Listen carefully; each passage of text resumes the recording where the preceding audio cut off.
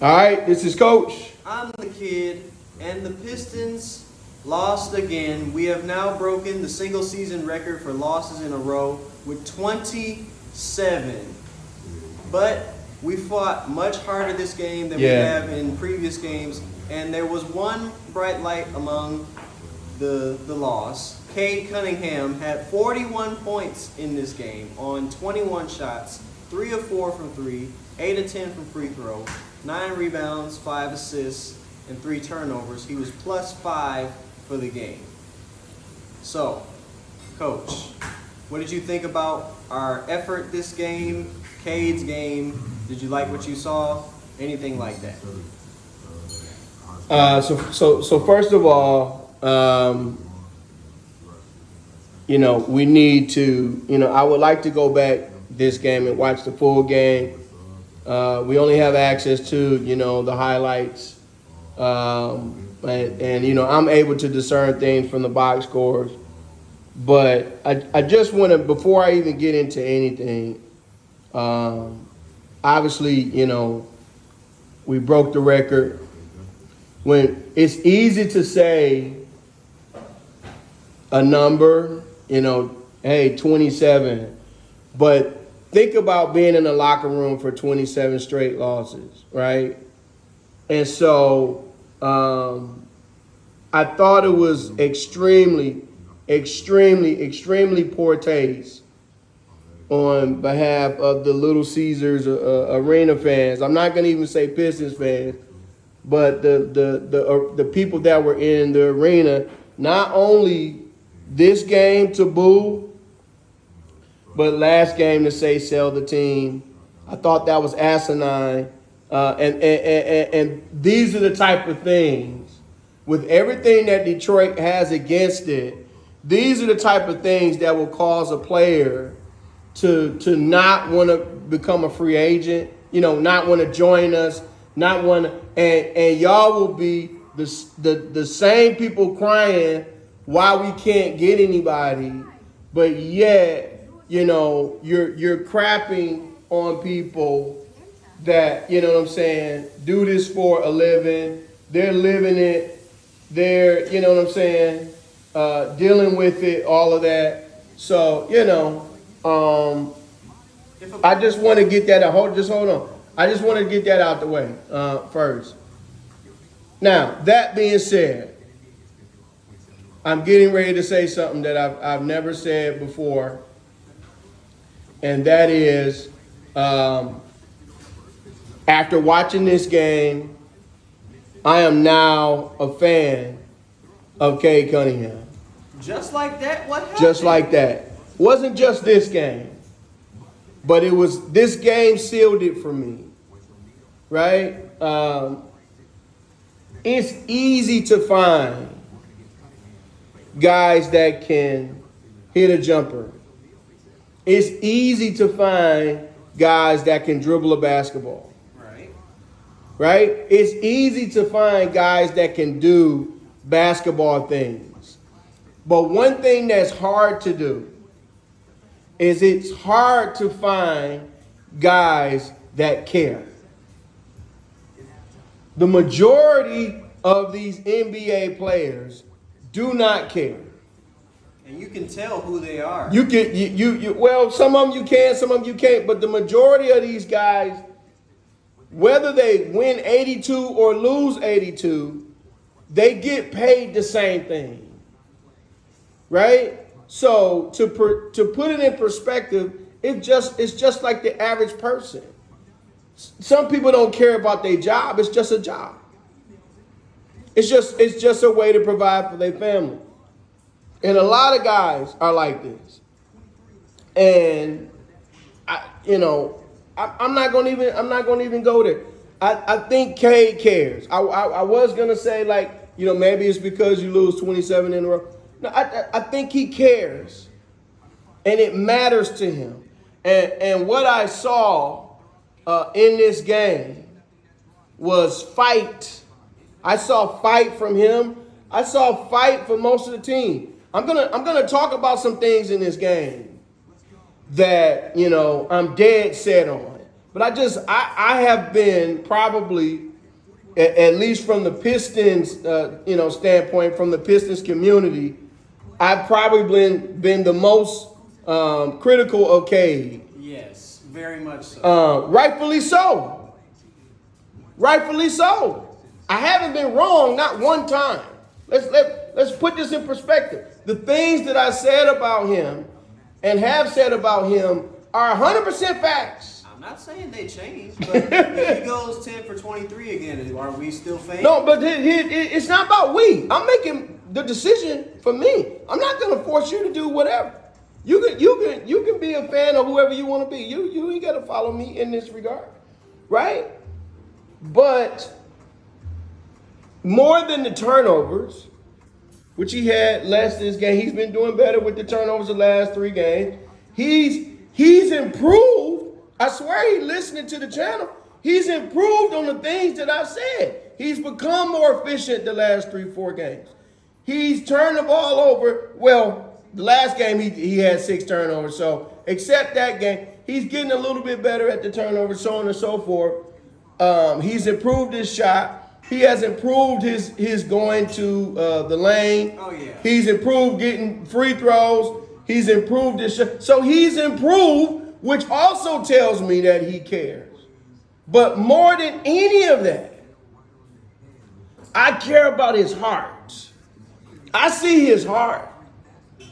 And that's what you need when you're trying to win. You need a dude that cares. You need a dude that wants to win. And I will say that the majority of the guys on the Pistons want to win.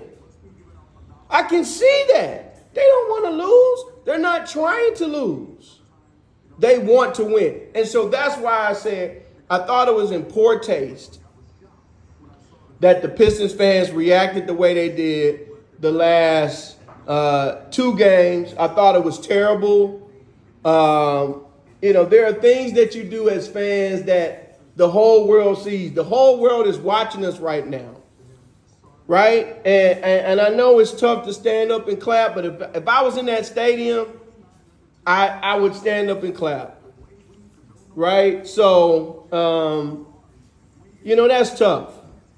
Right? So I just became a fan. This game, I'm riding with Cade. I'm still not saying he's a number 1 because I don't. If he continues to do this, he is. Right? But I still say there's things that need to be tweaked on with his game. You still say he shouldn't be the point guard.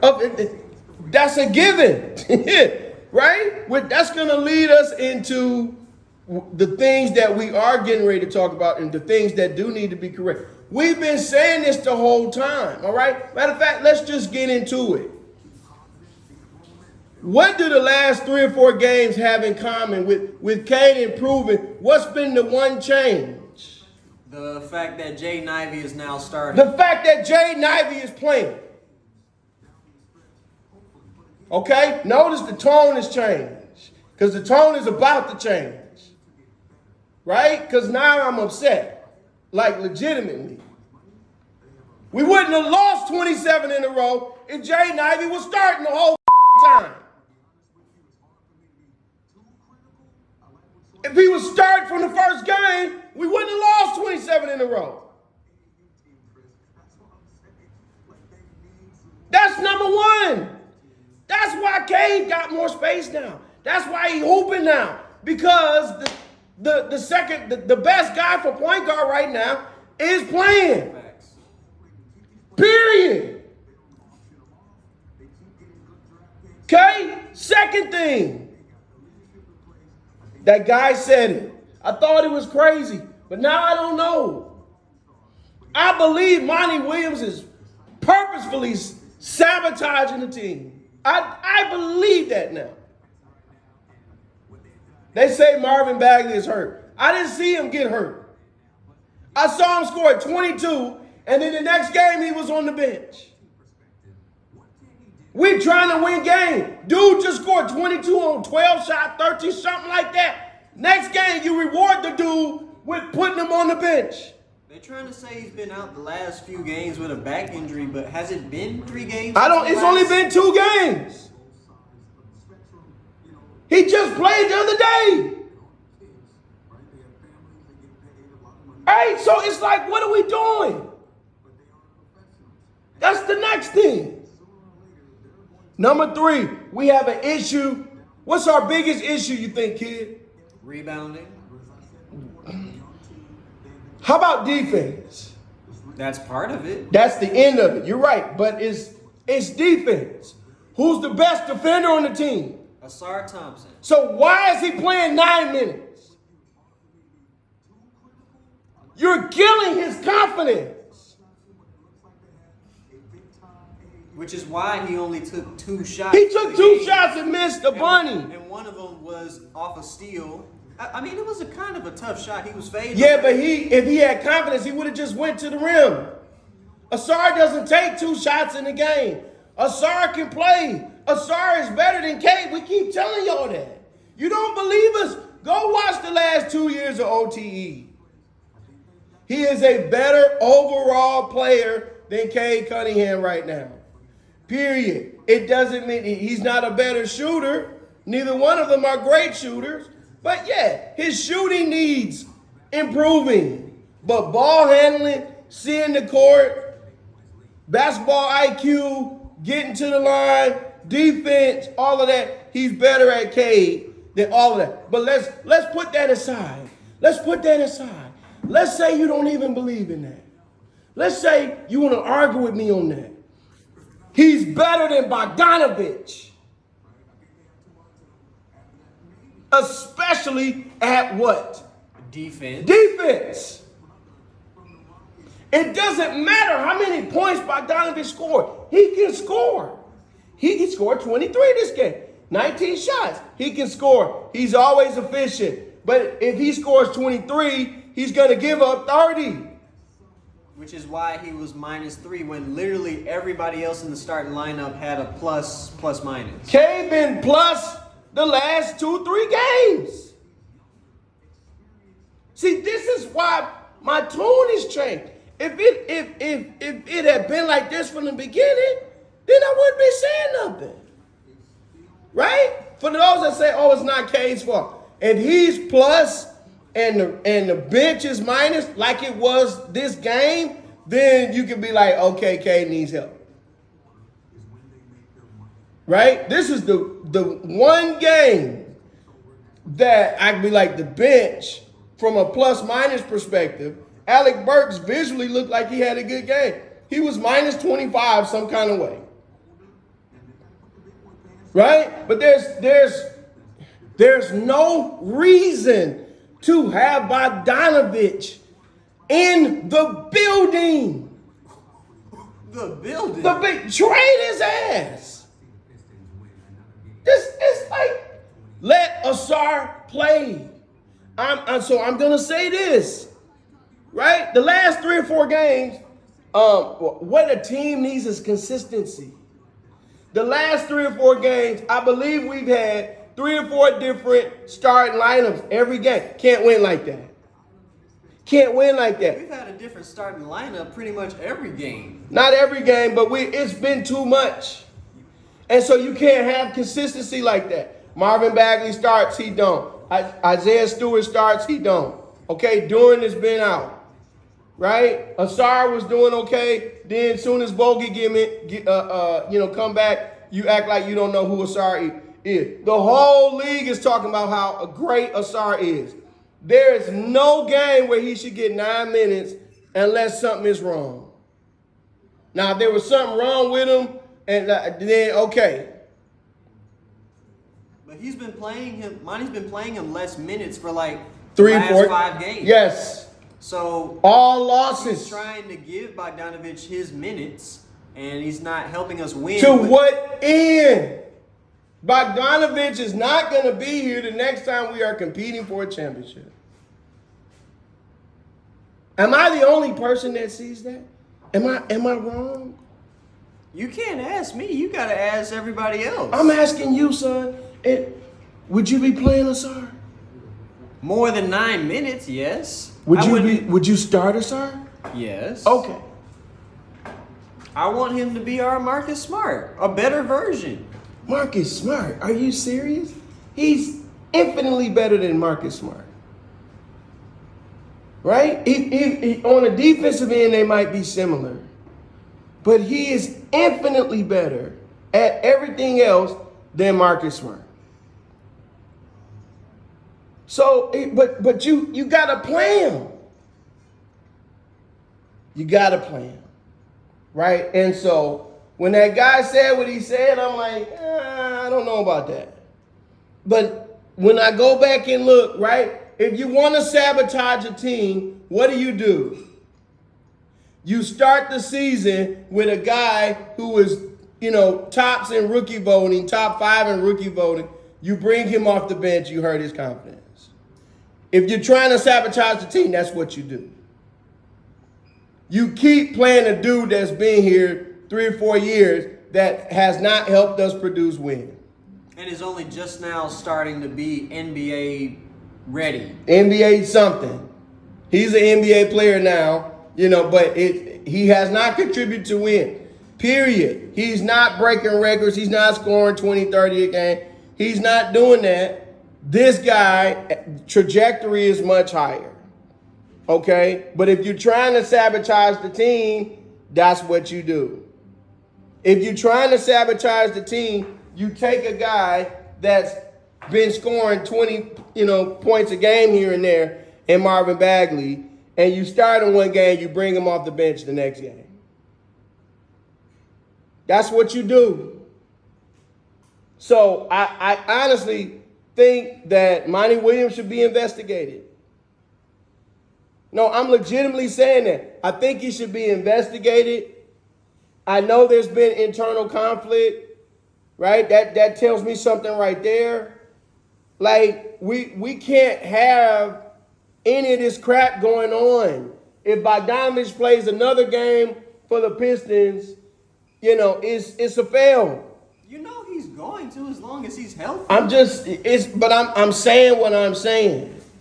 If we started Ivy from the beginning, if we had a solid lineup from the beginning that we stuck with, I know we've had injuries, but if you started Ivy and Cade and Asar from the beginning, like they supposed to, I don't think we just lost our 27th straight game.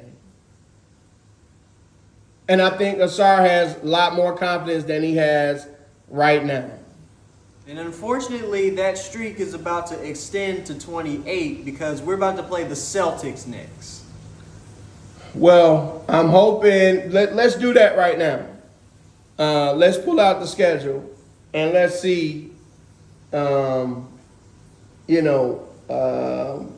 going to happen, where we think we can get a win. But, guys, I just want y'all to understand, just have faith. Just like I'm telling you, I saw something in that game. We got one. I'm not saying he's LeBron, Kobe. No, I'm not saying, but we got a guy that wants to win, and he has the skills to help us win. And will do whatever it takes. He took over that game. He blocked shots. I never seen Cade block a shot in my life. He LeBron'd the shot. Like, it matters. Now, any criticism, I would have liked to see this from game one. And so, what I would tell him, dude, you can't act like this just because you don't want to be part of the record. It's got to be every game, Cade. Right? There's levels. Right? So that's yet to be seen. But second option, third option, I'm willing to ride with him. And I think we can win with them. And I'm going to say something else. I'm going to say something else that you guys are going to think is crazy, which is a habit that I have. But funny enough, when I say crazy things, and most of the time they come true. Hear me. I don't think we're that far away. Here we go. I don't think we're that far away. First of all, the NBA is tough right now. The NBA is the toughest it's ever been. One of the best videos that I've seen, maybe ever, recently. Go watch the Jimmy High Roller video. Are NBA players getting too good at basketball? Go watch that video. He said everything that we say privately. Dudes are better at basketball than they ever been before. They're more efficient, right? The guys of today would literally smoke the guys of the 90s and early 2000s. It's not even a question. They take more shots, make tougher shots more frequently. And against better defense. A longer distance. Yes. And everyone is faster. Well, unless your name is Luka or Jokic. Yeah, but look, you saying Luka, but Luka dominating, and Luka would torch the 90s. Luka would set the 90s on fire. Right? All things being equal. So it's tough to win games right now. Just go look at the records. Would you like to have Steph Curry on your team? Yes. Okay, the team that has the greatest shooter of all time has a losing record right now. Just think about that for a second. Or Draymond Green make all the difference. Like he said. He made the difference in the playoffs. When he went out, they lost. Sure. But here's what I am saying. We're not that far. We're not that far off. We're not. Jaden Ivey. Here, I'm just talking about players. I'm not talking about where, when, how. Jaden Ivey is a championship player. Whether that's if he continues to develop and become, the legit starting point guard, or whether that's as an incredible six man off the bench. He's a championship player. Cade Cunningham is a championship player. Asar Thompson, without question, is a championship player. There's no doubt. You only need a couple guys.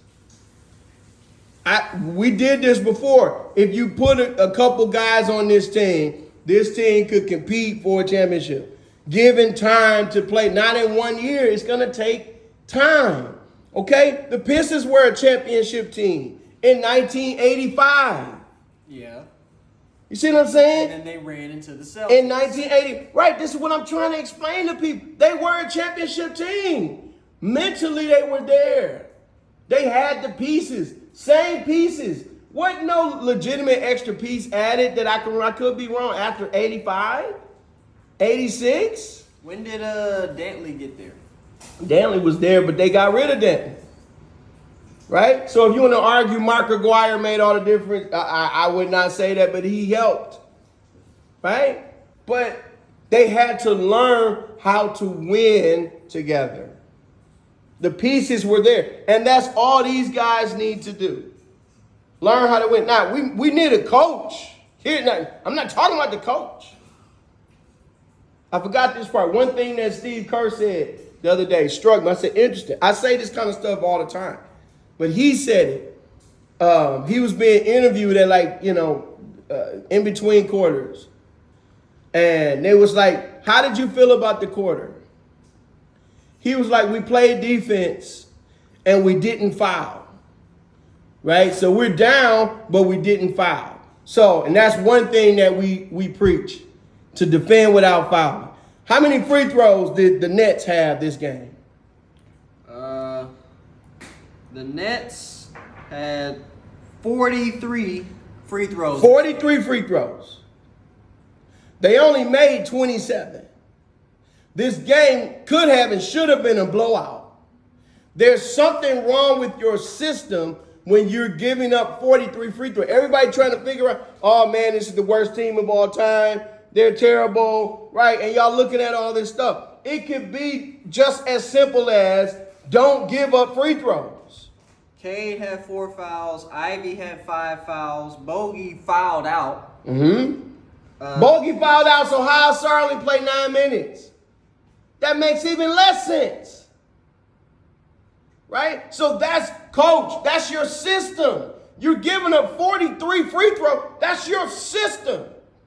And that's not something that's new to this game. We've given up a lot of free throws Almost every game, especially the last 5 or 6 games.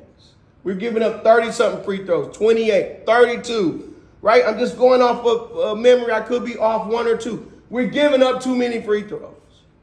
That's not a player thing. That's a coach that, well, it might be a player thing.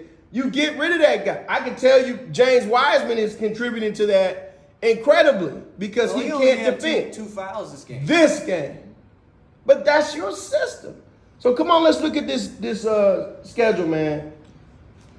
Okay, so we got Boston. After the Celtics. No, let's talk about the Celtics. I think the Celtics going to rest some guys. I think they're going to rest some guys. Some guys being Jason Tatum, Jaylen Brown. First of all, Jason Tatum hasn't been that good. I don't even know Jason Tatum's numbers. I haven't looked at his stats this year. I don't think I've ever looked at Jason Tatum's stats. I can tell you he hasn't been that good, right? But I feel like some team's going to back off, right? And whoever we beat is going to be a team that we're not supposed to beat. Is that going to be the Celtics? I don't know. Where are we playing at? They place or our place? Not that it matters because they booing us. TD Garden. Okay. All right, next. Next, we play the Raptors. Okay. And after that? The Rockets. Okay. The Jazz. Stop. We're going to win within the next 3 games. Put money on it. We're going to either beat the Celtics, which sounds crazy. Probably not, but we'll see. Or the Raptors, or who after that? The Rockets and the Jazz. Or the Rockets. We're going to beat one of those 3 teams.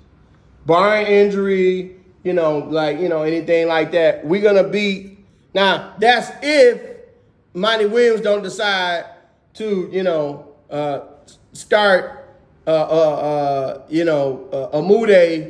over Cade Cunningham. I don't even see Amude on the roster. I don't even see him either. He might be in the G League now.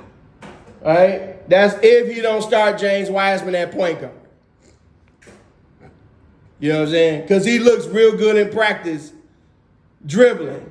James White, he looked real good in practice. I thought we should play him at point guard, says Monty Williams. Okay? I'm borrowing that because I'm telling you the dude is sabotaging the team. Or he brings back a certain someone. Dude, if Killian Hayes start any one of these games, I will not be talking about the Pistons no more the rest of the year. We're not supposed to be a Pistons channel, and we're not a Pistons. It just kind of happened that way. Like, we're supposed to be an NBA, channel. Dude, if I see that Joker eating a baguette in the starting line, in fact, that's what I want to see him doing. I want to see him eating a baguette in a suit or whatever on the sideline. That's what I want to see. Okay? Let Sasser play, even though Sasser didn't do anything in this game with it. The leads are getting less. We're getting closer. The margin of difference is much, much lower than before. We're not losing by 30 or 40 no more. Well, we only did that like 1 or 2 games. We've been in a lot of games, but we've been losing by like 12, 15, you know what I'm saying? These last couple games, maybe it's just because of the Nets or whatever, but Ivy has made a difference. We're only losing by 6 now, right? So you make a few changes, don't foul people, play Asar, play Bagley. I think we'll get a win. But Pistons fans, be encouraged. I'm encouraged. More than at any time, I'm serious. I'm encouraged because we got one. We got one, and I'm now a fan of Cade because he's improving, he's listening, he's getting better. I think he's going to continue to get better. I still don't think he's a 1. He could definitely be a 2 or a 3, but we got to play Asar. We have to play Asar. I believe in Troy Weaver as a GM. Yeah, he can draft his ass off. He knows how to draft, right? And so we're only a couple players away, seriously. We're only a couple players away. Now, I don't know anything about this draft. I doubt that it's a player in this draft. I don't know. I don't even know who's coming out. 'Cause Right. Cooper Flag is like, what, 16 or something like that? I don't know, and I don't think Cooper Flag would make the difference either for the reasons that I'm talking about. He's 16. We're not going to talk about him. He needs to develop whatever. I know it's not a great draft, but whether it's through acquisitions, there's other guys sitting on the end of benches. You know, we could talk about that in another video, whatever. There's guys that we can get. There's guys in the NBA that can help us get better. But it's gonna be a long road, guys, because there's guys that's named Giannis and LeBron, who we're gonna talk about this week, and like they're at the top of their game, guys. So y'all gotta relax. Y'all gotta chill. Let these dudes develop. All right? It's Coach. I'm the kid. We out.